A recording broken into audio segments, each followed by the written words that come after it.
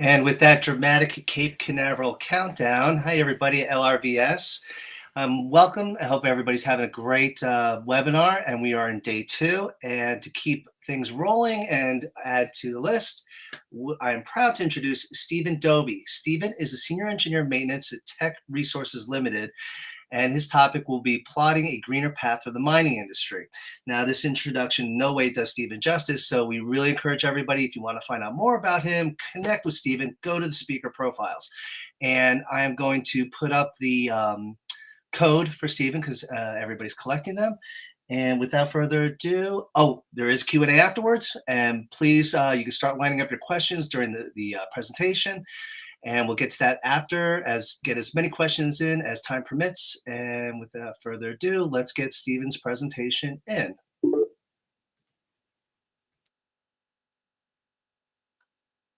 Great. Thanks, everybody, for having me. I am Steve Dobie, as mentioned there. And we'll be talking today about plotting a greener path for the mining industry.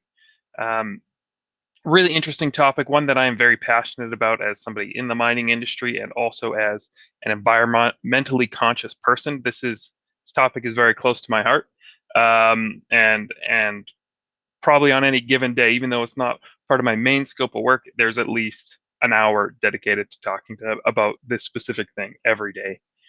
So a little bit about me. I'm a maintenance and reliability engineer for Teck Resources, which is a large mining company. We've got about 10,000 employees. We've got 4 operations. One just ended its mine life, and we've got 4 that's right near me in Sparwood, BC. If you Google the biggest truck in the world, that's where I am. That's no longer the biggest truck in the world anymore, but and we've got mines all over the world. I also have the podcast Maintenance Disrupted.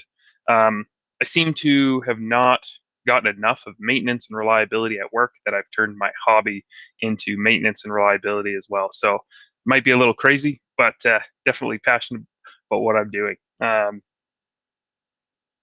So why we need a green future for mining. Mining gets a bad rap. It's not viewed on very positively. Like as you see in this picture here, there's large parts of the earth get removed, big scars in the earth. You end up with, it's very carbon intensive, the truck and shovel model, which is primarily what I'm going to be talking about today. There is a lot to talk about underground, and I can answer any questions about underground, but I didn't have any specific content around underground since it's a bit of a different application, but also easier place to make a little greener, and it's inherently greener the way they operate. But so looking at what we need these materials for, so steel, a prime material that you need for just about everything, whether it's green or not green. Steel is one of the most important, and it comes from iron and carbon. And to get those, you need iron, which is pretty easily mined and generally high on the surface, and carbon, which comes in the form of coal. There are processes being developed to produce steel without coal, but they're not anywhere near major production levels at this stage. I've high hopes that it does improve and we can get better on that. But steel making is very carbon intensive. Other ones we need: lead, zinc, magnesium, lithium, cobalt. That's not an exhaustive list for what you need for batteries, but a good chunk of what you need. All those are mined from the earth. Solar panels is another interesting one: silicon, copper, aluminum, phosphorus, boron. Again, all these things are coming from mining. And until we get asteroid mining or something else, we've got to find them from somewhere if we want to move into this green economy. And then the electric motors, which you know you need for both power generation and for running any of the electric cars or anything like that. Again, is not an exhaustive list there, but steel, copper, and aluminum are some of the primary ones that we're finding in electric motors. So, in terms of mining green, I'm going to focus on three different technologies today. Um, the first one being trolley assist, second battery electric, and the third hydrogen fuel cell. They're both really exciting, or sorry, they're all really exciting and all have a good, really good applications. But there's also a lot of big challenges with them that still need to be overcome for them to be used fully. So trolley assist, this is by far the most mature technology that's out there. It's been used for 100 years or so. It's the same technology that you see driving in downtown San Francisco on the trolleys down there. Bus systems all around the world run off of a trolley system. It's no different than those, except it's with a much bigger truck. Um, so currently, there's lots of lots of manufacturers out there for this. So the main OEMs: Caterpillar, Komatsu, Hitachi, Liebherr, they're all working on a trolley assist solution, which is great to see.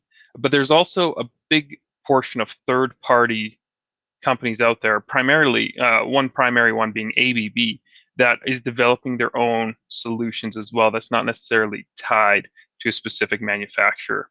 And so the interchangeability and the manufacturer agnostic technology is always really exciting, because a lot of mines don't just have one type of truck. They'll have two, maybe three or four. And so if you want to install a trolley system that can accommodate these trucks, it's going to have to be vendor agnostic for all the trucks to be able to utilize it. It's also, you don't have to remove the engine. You don't have to remove whatever power source you have on it. You hook it up. It can feed the energy directly into the wheel motors and provide the propel for the truck. It's it. I like them as a good solution. There are some challenges though. So right now it has very high infrastructure costs. You can see in that picture, and that picture's from ABB. There's poles quite frequently. Those poles are expensive to install, expensive to maintain. As you can imagine, having a manned truck going down the road hooked up to a trolley is open to operator reliability issues that you might see, whether it's getting on, getting off, or, mines, the trucks run into things on occasion. So, and the cost to repair and the amount of downtime you take now, so you're not just affecting one unit, you're affecting a whole fleet. Mines change a lot. So particularly like the ones I work in a coal mine, our hauls are not consistent. They change very frequently. And so these poles would have to be able to be moved easily. Right now, these, like you can see on these ones, pretty permanent structure, which isn't going to be a great solution for all mines. And then ultimately, I have this as a challenge, but it's also a benefit. It does not eliminate the need for an onboard power source. So, like I said, you have that hybrid system with any power source, but you still do need something, because you're not going to have this trolley all the way to the shovel where the truck is trying to drive to.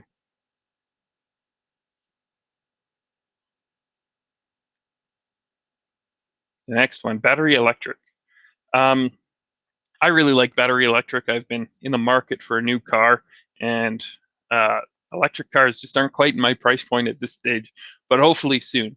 But for a haul truck, it's really the same concept. You've got a truck, you put some batteries in there. Again, it's easier on electric drive trucks, which have two wheel motors driving the truck forward. Um, and you just replace that power plant, that engine, with battery pack. Now, the problem is the space that the engine, the fuel tank take up will not give you enough battery power to propel your truck for very long. Certainly not the same distance that your fuel tank will take you. So many mines, it's probably, it varies a little bit between type of truck, but you're generally having to fill up your truck once per shift. Right now, you're probably having to charge once per haul, once per haul cycle. Um, so that's a lot of charging. That's a lot of downtime. So you either need more trucks to keep that production up, or you need to adjust your expectations. Um, the largest truck that's currently running on an electric battery is a 45-ton truck. That's a very small truck. The ones that most mines work with, like in Alberta's oil sands, those are 400 tons trucks. In the coal mines I work at, we've got 400, 320, and 270 ton trucks. In some of the other places, you're generally around that 270 to 320 ton truck is the standard for a large mining operation. Um, and the challenge is the space, the energy density that you have, and that weight. So you can keep putting more batteries on, but they're heavy, and that ultimately takes away from the payload. And when you're the purpose of mining is to literally move as much dirt as possible with as little effort as you can. Um, that weight that you bring in is creates a challenge. And then one of the other common problems that you have on haul trucks is frame cracking. Not so much on the smaller ones. They're they're pretty robust, the frames, in terms of the size of what they're hauling. But the larger truck you get, the more pervasive that problem is. And when you start having batteries, one of the prime locations for cracking is right behind the fuel tank because of the weight of the fuel tank on that frame. And most solutions today have batteries being stored right where that fuel tank is. And so you're taking the weight of of diesel, um, which is lighter than batteries, and ultimately you're putting an extra bit of stress on that frame, and it's not an insignificant amount, like to the tune of 7 or 8,000 pounds, depending on what solution you're looking at, and it's a lot, and so you're going to have a lot of extra frame cracking, and that's not always well thought of. And that's just one example of where that failure point starts to move because of these extra weights. So um, trucks are being designed now, and they're not going to be out for a long time, that have the batteries incorporated. But if you're looking at a retrofit, then that's where the battery location really is a challenge. But the ones that are designed, the batteries will be, spread out amongst the bottom of the truck. It'll have much more better weight profile than we would typically see on a retrofit truck that didn't have to take it into account when it was originally designed. Hydrogen fuel cell. I both love and hate hydrogen fuel cells. I think it's a fascinating technology. I think there's lots of potential, but it also terrifies me in its complexity, and the challenges around it are quite interesting. Um, so on the surface, it's essentially the same as a battery electric truck, um, except you're using hydrogen to produce those electrons that drive it, and its fuel cells are a pretty elegant solution. The nice thing about it is you can refuel it just like you do with diesel. The problem is it has very low energy density. So you need a lot of hydrogen on board, pressurized to very high pressures, or you can look at cryogenics. There is one truck in the world that is currently or just starting to be run on hydrogen that I know of, and that is at Anglo American down in South Africa. It's a 320-ton truck. I believe it's Komatsu 930E -4 for anybody who really knows their trucks. And they've got a whole hydrogen infrastructure around supporting this one truck and this pilot. Their plan is to go forward with producing hydrogen for their fleet down at that mine. Now it's good if you can do that, but where do you get the hydrogen from is a big issue. I'm in a pretty landlocked area. If we took water and started producing hydrogen for it, nobody would be too happy with us. So it's ultimately we would get it from natural gas. So, and then if you're producing it through the natural gas pyrolysis, it's not really a green technology. Certainly, using natural gas over diesel has better environmental effects, but it's still not a green technology. I believe that's a gray technology. One of the other options, there's a lot of neat things going on with hydrogen and producing hydrogen. One of the ones that I really like, and I'm trying to find more information on it, is a pyrolysis with natural gas that produces elemental carbon as a byproduct instead. So there's lots of things coming out, but it's still, again, in its infancy. So unless you're near that big body of water, an ocean or something like that, where you can effectively produce hydrogen, it's not going to be a green solution. What's really interesting about hydrogen, though, is you can pump it in the same pipelines as you can for natural gas. So if we can improve on that extraction of hydrogen from natural gas, we can combine hydrogen, natural gas into a pipeline in about a 75% to 25% ratio, 1 to 4 ratio there, for hydrogen to natural gas, and pump it without any modifications to a natural gas pipeline. We've got natural gas pipelines everywhere already in service, and so it's pretty elegant in that respect. But again, unless you can solve the challenge of separating the hydrogen and natural gas at the end, and also taking away the inherent non-green aspect of natural gas, you're not going to be any further ahead. Again, the truck fueling is really a big one. So hydrogen, when you have that many tanks on there, you have to do it in a controlled space. So it is going to be slower still than filling with diesel. Like, you can fill diesel very, very quickly. Hydrogen, because it's the ideal gas law, and temperatures and everything starts to get I don't know if anybody's filled a compressed cylinder before, but it's as you fill it up, the cylinder heats up, and then you lose space. You got to wait for it to cool down, and so there's challenges with what speed you can actually do it at and different temperatures and things. And there's definitely engineering solutions around it, but it's a long way from being a fully deployable solution. It's definitely available on small scale, like Anglo's doing, and they're doing a lot of the legwork, but it's a hard one. Actually, one other challenge I don't have on here, and I just found this one out the other day, is cold weather challenges with hydrogen fuel cells are a big issue. And I'm up in Canada.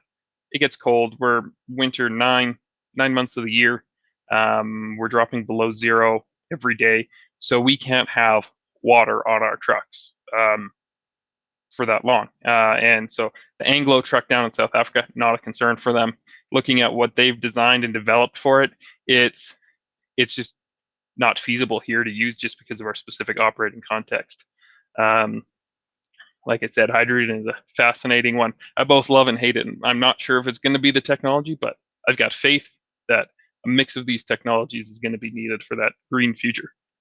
So currently, there are 3 main things going on in this space. So the Charge On Challenge, which I think is awesome, is a challenge to for a 240-ton truck to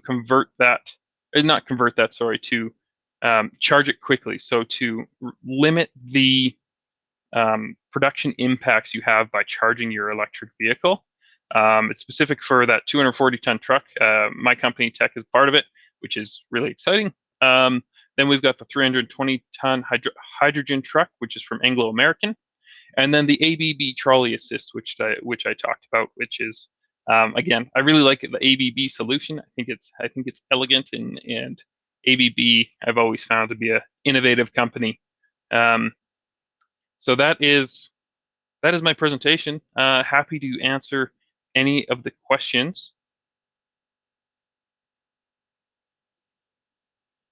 Hey, Stephen, thank you so much. Let me toggle this off and let's get to Drew Troyer's question. I'm going to bring it up right now.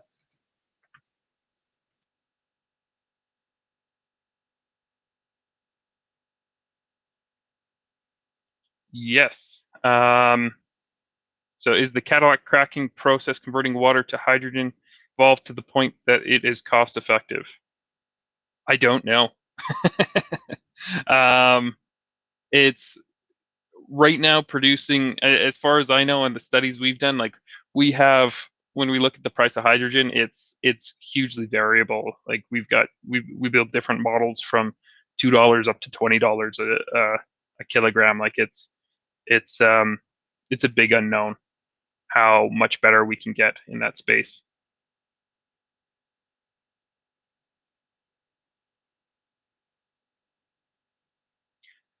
What is the mining industry's level of interest commitment to reducing emissions of haul truck diesel fuel whilst the future alternatives are being developed and researched? So most mining companies have a target, or at least the bigger mining companies have a target generally of reducing carbon or greenhouse gas emissions by 30%-ish. Varies between company by 2030. Now, what's interesting about these technologies, 2030 is a pretty I don't. It's not going to be a realistic goal to have a fully non-diesel power vehicle or fully non-diesel power fleet at a mine. So we need to find something in to address that in between. So there's hybrid solutions where you start doing the battery electric vehicle, but you also still have that engine on there.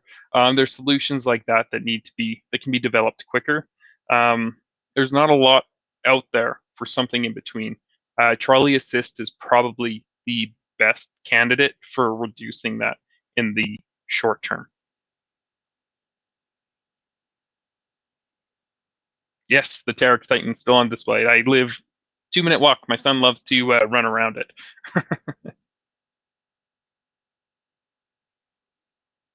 Do autonomous haul trucks reduce emissions by having more optimized driving patterns and routes? Theoretically, um, there's lots of autonomous sites out there. The autonomous is proven to have some challenges that I think were a bit unexpected in the mining industry. And so, like, it's very controlled, but you have to maintain your roads really well. Um, you have to, and how the trucks have been behaving hasn't been quite as expected. So, everybody thought it was going to be a bit of a silver bullet, like these are going to drive great, increase production, don't need as many operators. And what we've seen is it hasn't lived up to what the OEMs have sold to us in terms of the autonomous programs. So definitely a lot of work to do. Still really exciting technology and can reduce emissions by driving more consistently. Um, but they're not at the stage that I would like to see them at. So we'll get there.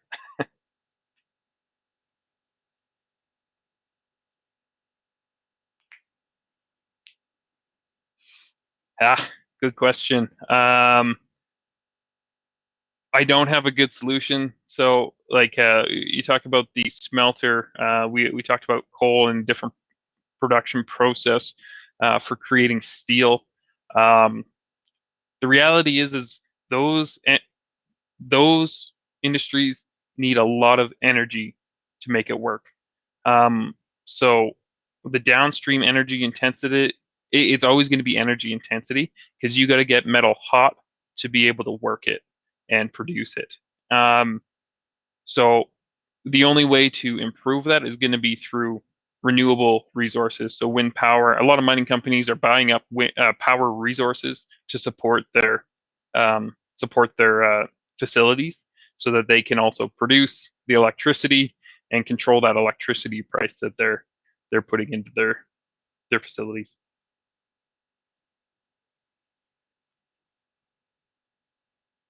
What greener path is suggested? A combination of all of those. Like you know, it's it's we're working on it. Mining is needed for that green industry, and so looking at all these solutions and a combination thereof to do better. And that charge on challenge is great because I think there's like 20 or 25 different mining companies involved, all looking at these solutions so that they can meet their goals. Okay, Stephen, that looks like all the questions we have, and that basically brings us up to the end of our slotted time. Wait, yep, no, Greg Livingston just commenting. I'll just put it up real quick. Just commenting. Just perfectly said. Bob couldn't agree more. All right, cool. Stephen, thank you so much for your time, your presentation, and who knew 45 tons was small? Yeah, absolutely. Thank you for having me. It was a lot of fun. Awesome, Steve. Thank you very much. You take care. Thanks, you too. Okay.